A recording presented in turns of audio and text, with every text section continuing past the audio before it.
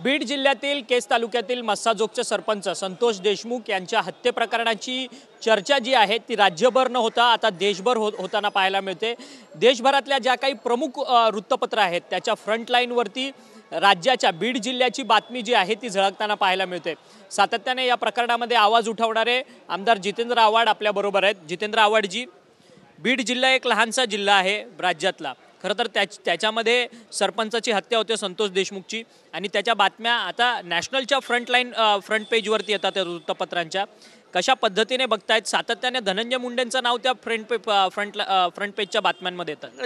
It is a political murder, ती राजकीय हत्या आहे, त्याच्यामुळे त्याची चर्चा होणारच आणि झालीच पाहिजे। आणि इतक्या क्रूर पद्धतीने मारून आपण जर त्याच्याविषयी चर्चा पण करणार नसू तर आपल्यातल्या संवेदना संपल्यात। त्याच्यामुळे मला वाटतं की ह्याची चर्चा करणं हा माणुसकीचा एक भाग आहे। हत्या म्हणजे माणसाची हत्या झाली आहे, माणुसकी दिसतच नाही कुठे। बरगड्या तोडल्या आहेत, काय वाटेल ते अतिशय वाईट, अतिशय घृणास्पद।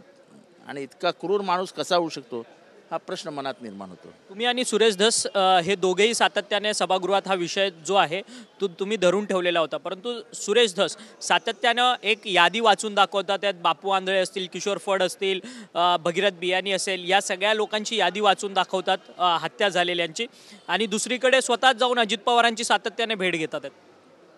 मला माझ्या कामाशी मतलब आहे, ते कुठे जातात काय करतात त्याला मग काय घेणं देणं नाही।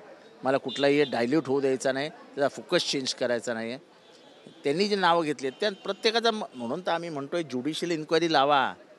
आणि ज्युडिशियल इन्क्वायरीमध्ये हे सगळी प्रकरणं मागच्या 10 वर्षातले सगळे मर्डर जाऊ द्या, ते 90% मर्डरमध्ये वाल्मिक कराड आरोपी आहे। पण ह्याच्यापैकी पुनर्चौकशी या सगळ्यांची झाली पाहिजे अशी तुमची मागणी आहे का, जी 14-15 हत्या झाल्या? तर जर 173(8) खाली चार्जशीट जमा झाली असेल तर टिल फर्दर इन्क्वायरी असते, म्हणजे any cases open for inquiry any time. कुठलीही केस कधी बंद झालेली नसते, फक्त एकदा निकाल लागला की केस संपली। जोपर्यंत निकाल लागत नाही तोपर्यंत 173(8) मध्ये तुम्ही त्यांची चौकशी करूच शकता। तुम्ही म्हणतात की तुम्ही थोड्या वेळापूर्वी माध्यमांशी बोलताना म्हटलात की जर वाल्मिक कराडवरती आता 302चा गुन्हा दाखल झाला, हत्येचा गुन्हा दाखल झाला, तर त्यांच्यावरती अजून अनेक अशी तक्रारी गुन्ह्याची नोंद होईल। सांगतो पहिल्या दिवशी 50 लोक बाहेर येतील त्याच्या विरुद्ध तक्रार करायला। प्रत्येक जण आम्हाला, म्हणजे निदान मला तरी फोन करून हेच सांगतो की ह्याला फक्त 302 लागू द्या, बघा बीडमध्ये किती लोक बाहेर पडतील। जमिनी घेतलेल्या, पैशांची हेराफेरी केलेल्या, नोकरी तो सांगून 30-30 लाख रुपये घेतलेले, हे सगळी प्रकरणं आहेत। पण तो जर बाहेर राहिला तर लोक घाबरतात, परत आपला संतोष देशमुख व्हायचा। एक संतोष देशमुखने किती भीती तयार केली आहे तुम्हाला सगळ्या पत्रकारांना माहिती आहे। तुमचे पत्रकार थांबत नाही परळीमध्ये, बाकी द्या सोडून। तुमच्या पत्रकारांच्या मागे गाड्या लागतात, अगदी खात्रीशीररित्या सांगतो। पत्रकार फिरत असेल आणि बातम्या देत असेल तर त्याच्या बाजूला असे 2 गुंड जाऊन उभे राहा। गुंड म्हणजे गुंड नाही म्हणता येणार, 2 माणसं 4 वेळा एकाच जागेवर आपल्या मागे येतात म्हटल्यावर कोणालाही भीती वाटेल की परळीसारख्या ठिकाणी मी एकटा आलो आहे आणि माझ्या मागे सातत्याने 4 लोक लागलेली आहेत आणि मी एक कॉन्ट्रोवर्सीची बातमी करतोय। तो पत्रकारांनी मला सांगितलं, पण एकंदरीत ही हिंमत आहे। 6 तारखेला अशोक सोनवणे यांना मारहाण झाली, ज्या मस्साजोग गावचं पवनचक्कीचा प्रकल्प आहे आवादा कंपनीचा, तिथं त्याला मारहाण झाली। तो दलित कम्युनिटीचा होता, दलित ह्याचा होता। त्याला मारहाण झाल्यावरती संतोष देशमुख त्यांना वाचवायला गेले, परंतु ॲट्रॉसिटीची केस जी आहे ती केस पोलीस स्थानकात दाखलच झाली नाही। तर ह्या सगळ्या प्रकरणांमध्ये पोलिसांची संदिग्ध भूमिका आहे का? आता खरं सांगू, ॲज पर लॉ ज्या पोलीस अधिकाऱ्यांनी ॲट्रॉसिटी घेतली नाही त्याच्यावर ॲट्रॉसिटी घ्यावी लागते। आपण काय कुठे आपण लक्षच देत नाही आहे। तो सोमनाथ सूर्यवंशी मेला गेला, आता झाला, इतिहास झाला, आपण चर्चाही करत नाही सोमनाथ सूर्यवंशीची। That is a institutional murder, magisterial कस्टडीमध्ये मर्डर झालाय, तो मेलाय। तो तुम्ही त्याला कस्टडियल डेथ म्हणू शकत नाही। तुम्हाला काय जेलच्या आतमध्ये जाऊन चौकशी वगैरे करण्याचे आदेशच नसतात। इथे कसे तुम्ही सांगू शकता की चौकशी दरम्यान झालेल्या तो मेला? मॅजिस्टेरियल कस्टडीमध्ये माणूस मरतो, या सरकारला लाज वाटली पाहिजे। पोलिसांचा हस्तक्षेप या सगळ्यामध्ये आहे का? अर्थात संतोष देशमुख, सोमनाथ सूर्यवंशी, सगळ्यामध्ये शंका घेण्याचं काही कारणच नाही, सगळ्यामध्ये. आता वाल्मिक कराड यांच्यावरती 302चा गुन्हा दाखल होत नाही. नैतिकता म्हणून धनंजय मुंडे यांनी राजीनामा द्यावा का? कारण की तुम्हीच व्हिडिओ दाखवलेला होता पंकजाताईंचा, की त्याच्यामध्ये पंकजाताई एका कार्यक्रमामध्ये बोलतात की धनंजय मुंडेंचं पानही ज्यांच्याशिवाय हलत नाही. ते गाणं पण नाही त्याच्यात, काम करतो आलोय काम करू तर राहू. त्यांचं काम निर्विघ्नपणाने चालू आहे. परंतु काल पंकजा मुंडे या माध्यमांशी बोलताना बोलल्या की बीडचं पर्यावरण हे अजित पवार सुधरवतील, असं एक सूचक वक्तव्य त्यांनी एक केलं आहे. मी थोडा बुद्धीने कमी आहे, त्यामुळे असं सूचक रीड बिटवीन द लाईन्स वगैरे मला समजत नाही. मला साधा बोळा माणूस आहे, आपलं सरळ वाक्य आलं समोर तर समजतं. परंतु पंकजाताई अशाही म्हटल्या की बीडमधल्या अधिकाऱ्यांची नियुक्ती मी काही केलेली नाही म्हणून. नाही, बरोबर आहे. 2014 नंतर त्यांच्या हातात काही सत्ताच नव्हती, तर त्या बिचाऱ्या कुठनं करणार आहेत. त्यामुळे मी पंकजाताईंना दोष देतच नाही कधी. त्यांची परिस्थिती काय केली होती या माणसाने मला माहिती आहे.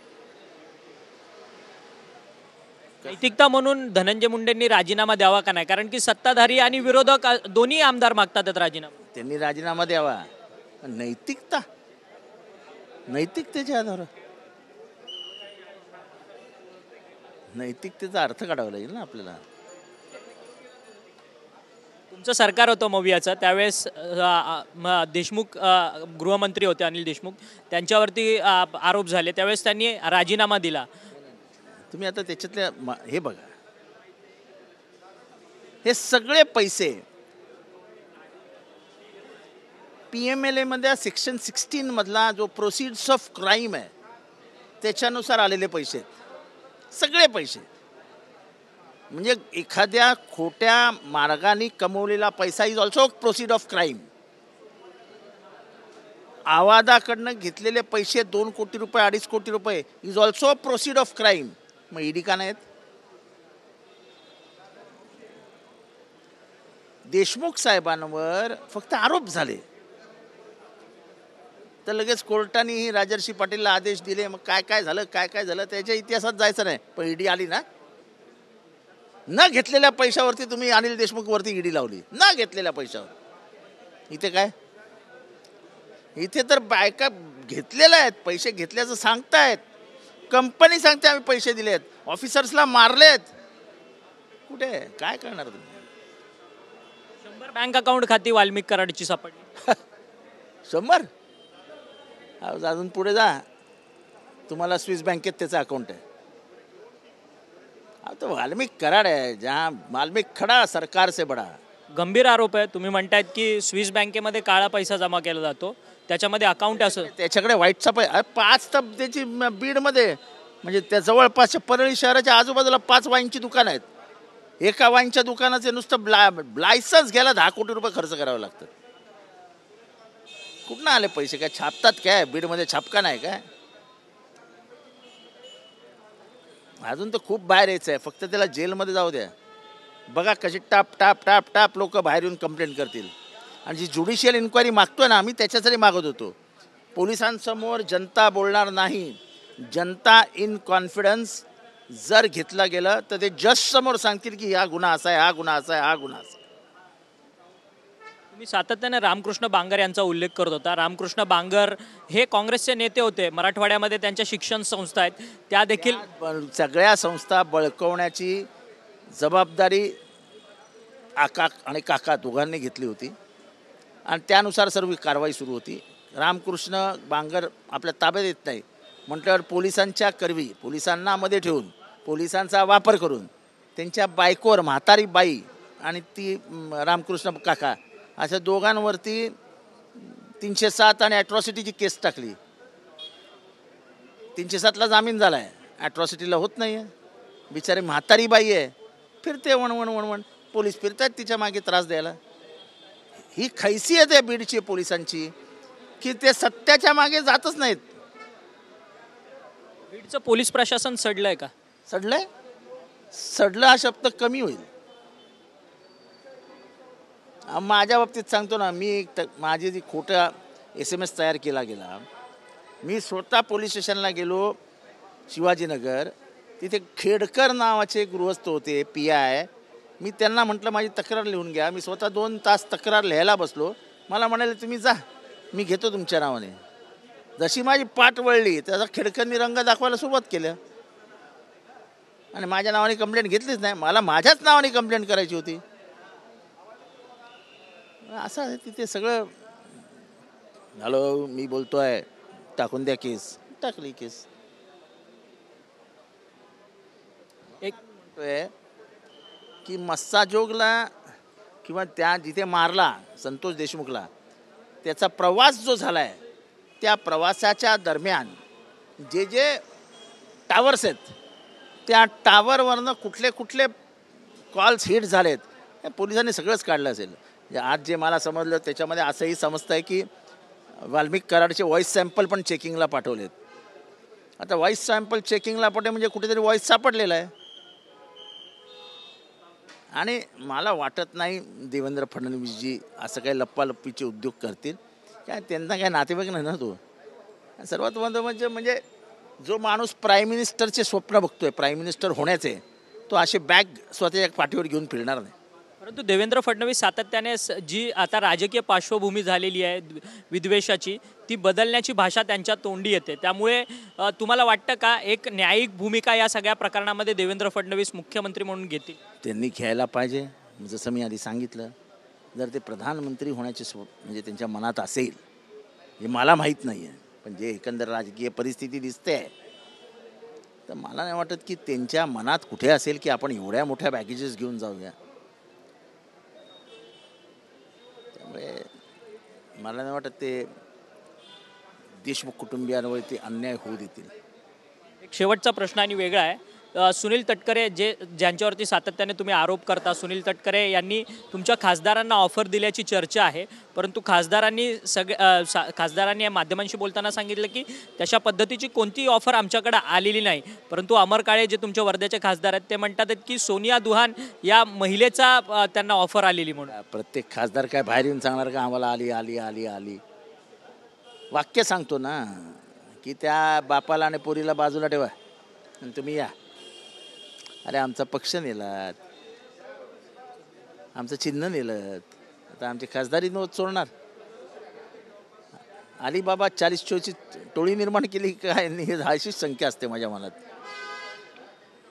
अमर काळे म्हणतात की सोनिया दुहानचा फोन आलेला म्हणून 5 वर्ष तिथं काय करणार, तुमचं 5 वर्ष आर्थिकदृष्ट्या कसं भागणार, तुमची कामं कोणती होणार, अशा पद्धतीची विचारपूस त्यांच्याकडनं करण्यात आली आणि या पक्षामध्ये येण्याची ऑफर केली अजित पवारांच्या. परंतु सोनिया दुहान या काँग्रेसमध्ये येत्या. त्या दिल्लीमध्ये बसल्यावरती जरा असं खालनं माणूस 2 फूट वरती जातो ना, त्याच्यामुळे जरा ते असतील वरती. आता काय बोलायचं आपण.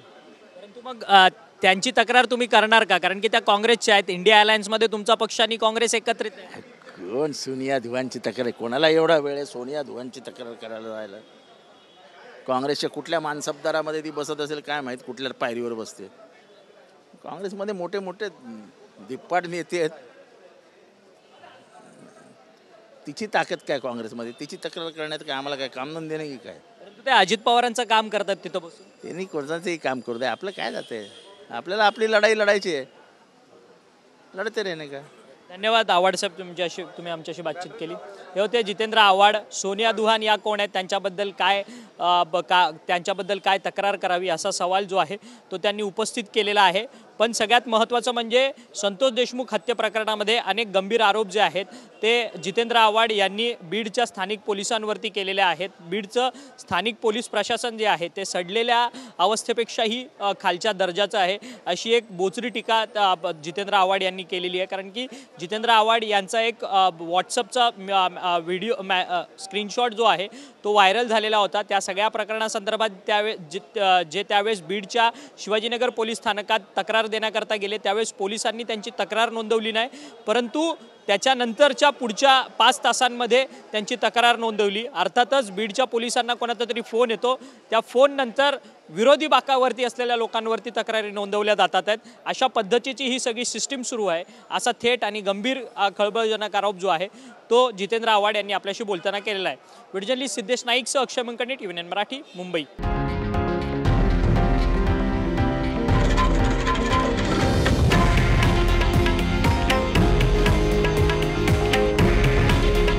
हे आहे देशातील नंबर 1 न्यूज नेटवर्क आणि आपण पाहत आहात TV9 मराठी।